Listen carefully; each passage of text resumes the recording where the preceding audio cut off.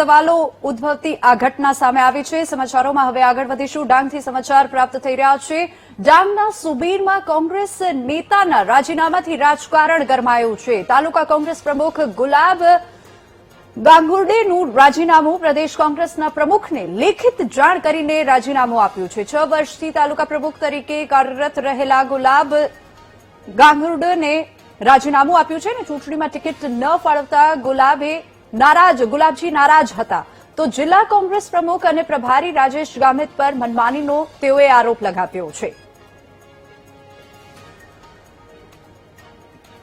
સૌરાજ્યની ચૂંટણીમાં જે બી કેન્ડિડેટો અમે સિલેક્ટ કર્યા હતા તે કેન્ડિડેટમાંથી અમુક કેન્ડિડેટો સિલેક્ટ કર્યા વગરના આવી ગયેલા છે અને હાલ એ લોકો બીજેપીમાં જ છે અને એવા પણ નામ આવી ગયેલા છે। તો મારા ખરેખર કોંગ્રેસી કાર્યકર્તાઓ જે કપરા સમયે કોંગ્રેસમાંથી બીજેપીમાં નીકળી ગયેલા અને હાલ ચૂંટણીને સમયે આવેલા એવા માણસો હજુ ખેસ પણ નથી પહેર્યા એવા માણસોની ટિકિટ મળી ગયેલ છે, જેથી મારા સાચા કોંગ્રેસી સાથીઓ ઘણા દુઃખી છે અને મને પણ એ બાબતનું ઘણું દુઃખ છે।